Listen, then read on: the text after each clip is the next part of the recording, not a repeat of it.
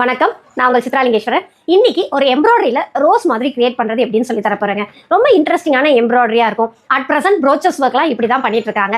என்ன material use பண்ணுற, எப்படி செய்கிற, வாங்க வீடியோக்குள்ளே போகலாம்.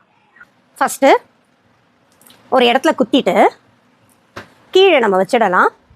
லெஃப்ட் ஹேண்டில் இந்த ரன்னிங் த்ரெட்டை பிடிச்சிட்டு ஒரு சுற்றில் 2 சுற்று சுற்றிட்டு அப்படியே பக்கத்தில் நம்ம குத்துறோம். லைட்டாக தூக்கிட்டு டைட்டாக இழுக்கணும். கரெக்டாக நம்ம பொறுமையாக இழுத்தோன்னா நல்லா வரும். லெஃப்ட் ஹேண்டில் த்ரெட்டை பிடிச்சிக்கிட்டேன், ரைட் ஹேண்டில் இருக்க ஊசியை வச்சு 2 தடவை சுற்றிட்டேன், பக்கத்தில் குத்திட்டேன். குத்திட்டு நம்ம அப்படியே அழகாக பொறுமையாக இழுத்துட்டா அழகாக ரோஸ் வந்துடும். இதை ஒரு சர்க்கிள் பேஸில் கொண்டு வரேன்.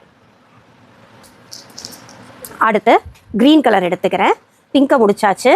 க்ரீன் கலரில் பார்த்தீங்கன்னா இது குட்டி ரோஸ் தான், அதனால் ஒரு லென்த்தியாக ஃபஸ்ட்டு ஒரு ஸ்டெம் எடுத்துகிட்டு அதோட சென்டரில் ஜஸ்ட் நான் இப்படியே குத்தி எடுத்துக்கிறேன்.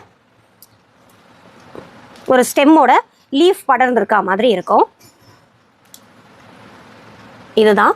அடுத்து இப்போ சென்டருக்கு மட்டும் ப்ளூ கலரில் சேம் மெத்தடில் ஒரு ஃப்ரெஞ்ச் நாட் போட்டுக்க போகிறோம். எனக்கு ப்ளூ நல்லாயிருக்கும் அப்படிங்கிறதுக்காக நான் ப்ளூ எடுத்தேன். பட் நீங்கள் ஒரிஜினல் போலன் கலர் ப்ரௌன் கலரில் கூட நம்ம எடுத்துக்கலாம். 2 தடவை சுற்றினா போதும். இந்த காட்டன் எம்ப்ராய்டரி த்ரெட்டை பார்த்தீங்கன்னா மொத்தம் அப்படியே 6 ஸ்ட்ராண்ட்ஸில் எடுத்திருக்கேன். அதனால டபுள் இதாக வரதால இது வந்து ஒரு 2 தடவை சுற்றினாலே ரொம்ப அழகாக இருக்கும்.